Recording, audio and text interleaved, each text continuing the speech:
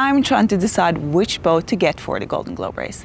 Currently, I'm trying to pick between a Rustler 36 that is fully prepped for the race and a Saltram Saga 36 that is nowhere close to being prepped. The Rustler is a lighter boat, so it's probably faster in lighter winds. However, the Saga is heavy and sturdy, which sounds great in the Southern Ocean. You got 45 knots of wind, I can't turn it. And this is what I'm thinking. You can't win the race if you don't make it to the finish line. There were 3 sailors rescued in the Southern Ocean last time. So the Saga seems like a good option. However, you can't make it to the finish line if you don't make it to the starting line. So maybe the Rustler isn't such a bad option after all. And I obviously want the Saga. I think we all know that. From the second I stepped on that boat, I felt like this is my new home. But I'm very worried because everyone keeps saying, get a boat that is already prepped. You don't have that much time, which is true. But then I remember this thing. Daniel, the owner of the boat, he is a boat builder. I'm excited about it because for me, Talisman gets to do what I wanted to do, is go sailing, do proper sailing. So we talked to the boat guy for the Saga. Summary, he wants me to have the boat. I want me to have the boat. You want me to have the boat. Is that the summary? Well, it seems like it's done then. No discussion. Thanks for viewing. And he is willing to offer his labor and then also finding other people that would be helping, which is a big thing. He wants to see the boat do this race. He wants did to see say the that. race. Yeah. He wants to see it sail in the ocean. He's like, that's what this boat was meant to do. So it'd be great if you could take it out there and do it. So it's a great package. A great boat, work, great people working on it, but expensive for the boat itself. I need to eat because we need to check out of this country. Can't check out on an empty stomach. That's what they say. Great. So my decision had to wait a few more weeks as we were about to head out at sea across the Atlantic Ocean. But as we arrived on land again, the time had come. So the Saga guy gave me a deadline to decide. 2 days ago, we were in the ocean, so I asked for a couple of days extension just so I could check some things out. And I'm getting it. I'm gonna get this Saga. I'm gonna fix it again. Yeah. Jorge, walk the I'm just plank. gonna buy a boat. Ah, right now? Oh my god! What is she doing? Buying a boat. And I'm ready to sail Talisman in the GDR. You're gonna do a dive in us to this. Sense. You wanna come? Oh shit, there's a lot of money. I was gonna spend that money on the house.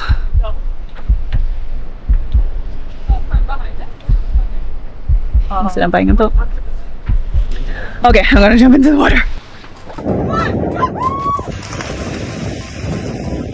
A few weeks later, the papers were signed, a survey was done, and I had officially bought a boat. The next step would be again to travel back to Mallorca to start setting everything up, try to get some work started, and start to get to know my boat. But had I made the right choice? Or had I just taken the first step into more that I could handle? Luckily, Doc had volunteered to be my manager, so at least I was not alone in this madness. As we arrived in Mallorca, the previous owner, Daniel, picked us up at the airport and off we went. We are on the way to the boat. We are back in Mallorca and the boat is over there. We're gonna go to the dinghy and get onto it for the first time after buying it. I'm so excited.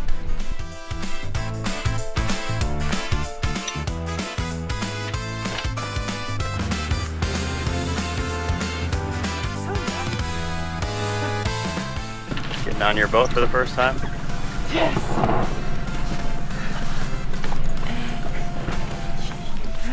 How's it feel? Feels like home. Nice. It feels like different coming on the boat when suddenly it's gonna be on a boat. I see everything in a different way.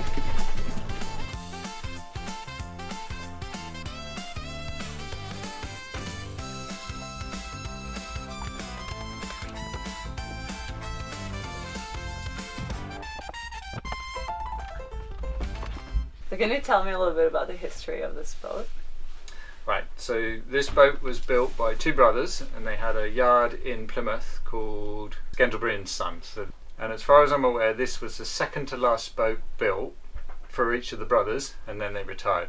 That's it. No more Saga Sultan was built. They're classed as a proper blue water cruiser. Yeah. And the layout of the boat in general is great. I mean, for me, I find it a really easy boat to sail. Yeah. It was official. This was my new boat, and I was about to embark on the most challenging adventure of my life. My plan was ambitious but straightforward. Spend the next few days getting to know the boat and contact possible sponsors and companies that could contribute with a refit. Have Daniel and his company Classic Yacht Shipwright get a lot of the carpentry work done, get help with the electricity, and have our rigger set up the new rig.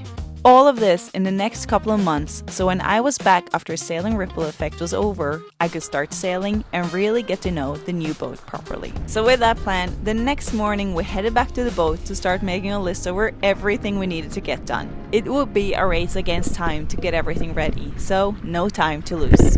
Let's go! So we'll look around just to look at the basics. So cockpit, I am planning to get a second set of winches behind here somewhere. One of the ideas I have is to be able to control the tiller from inside. I was reading Tapio's book and he had a control system where he was sitting just in the companionway and steering from there, which I think would be a good idea when there's big storms and you have to go downwind. Well, let's see if I can come up with something. Here in the bow is like where I'm going to do most of the changes. So I want to put in a second roller furler up front, and then I'm going to change the staysail to a rolling staysail as well, and put a sole and stay in between to put some hang sails on. The mast was, they said it was really good, so I hope that's the case so I can keep it. Change everything up basically. Great idea. Probably should change that all of these rolling thingies, cleats, attachments, backups of everything. Main sheet, the surveyor said that this setup might be too weak.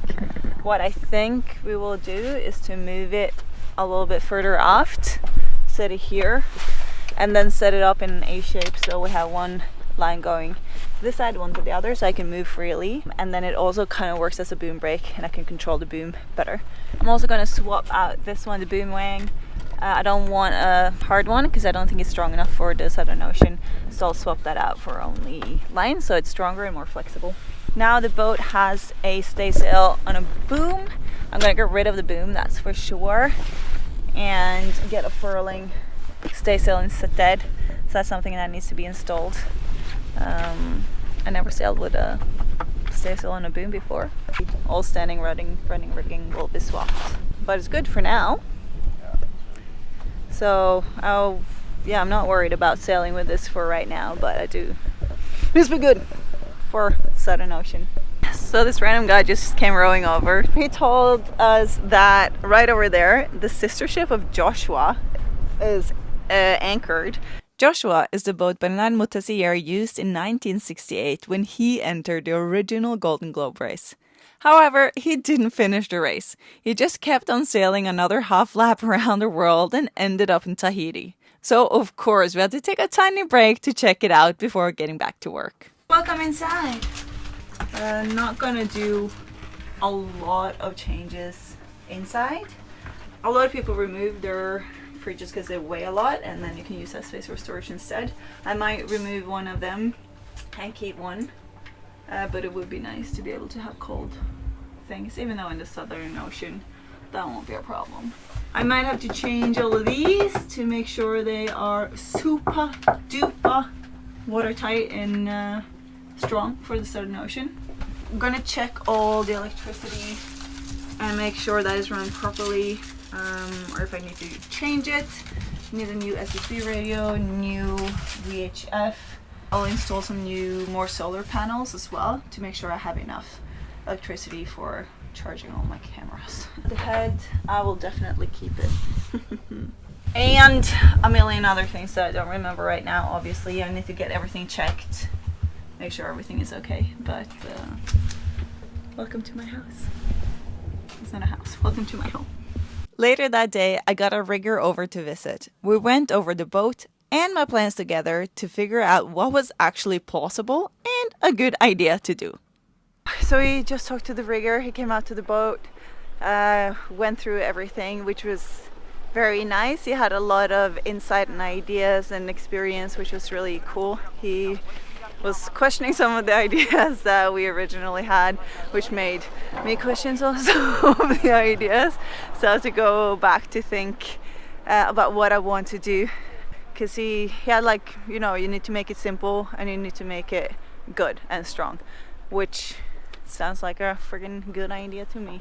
So one of the things he said that he thinks it's good to have 2 rolling furlers up front, but not a rolling staysail, that I should have a hanged one instead, to like not have a rolling staysail and a solemn stay between. It's too much.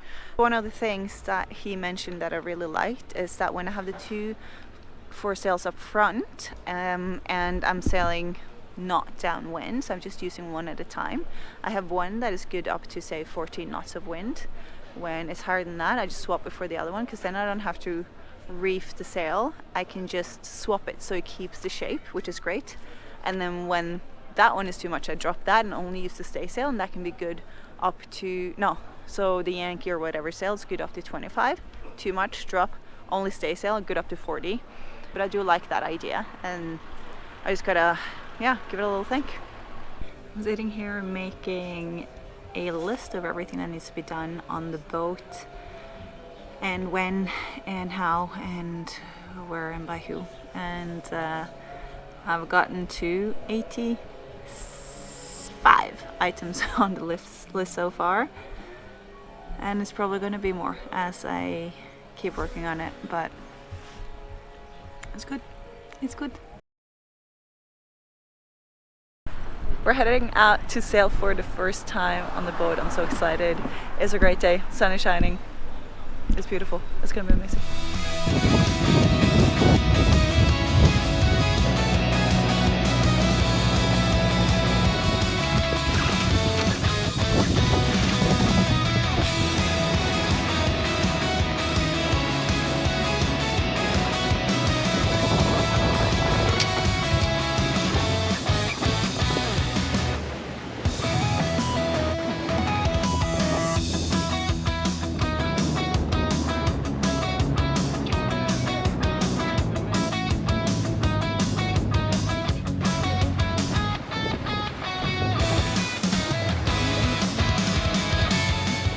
First trip out sailing Talisman, and it's flippin' amazing.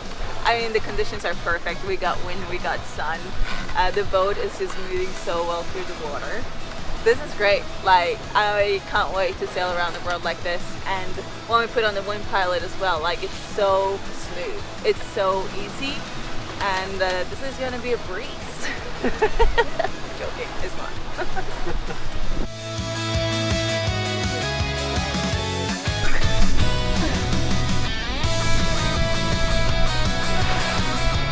This is amazing! I love it so much. This, like, I just want to do this every single day, and I will. This is exactly what I will do. Might not say the same when the sun goes down, but right now I'm having the best day ever!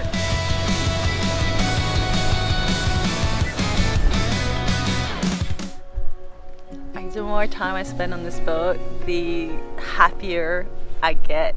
It just feels so right. Like, I could stay here forever. I don't want to leave. I want to just move on to the boat right now and never go away.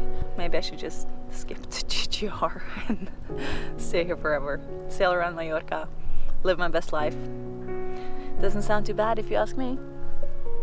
But it's also quite overwhelming to come here and see, and you know, there's a lot of things that needs to be fixed. It's not ready for the GGR, and the list of things to be done is so long, and to be here and, like, you know, I'll see absolutely everything, and I know this has to take me through the Southern Ocean, and I'm like, this is shaky. It makes me a bit nervous, but we have a plan, and hopefully I'm able to get everything done. I do hope I get some sponsors soon because it is an expensive process, and I have sold my house to afford this. So it would be nice to get a few sponsors so I don't have to worry about that part. Thank you so much for watching the episode. I hope you liked it and that you will come back next time because things are not going as planned. If you want to see more videos, please check out my Patreon. I will share videos that doesn't make it to the episodes. And also I got a little secret for you. In about a month, I will be live streaming my entire Atlantic crossing, which is my qualification leg for the TGR. So please tune in for that.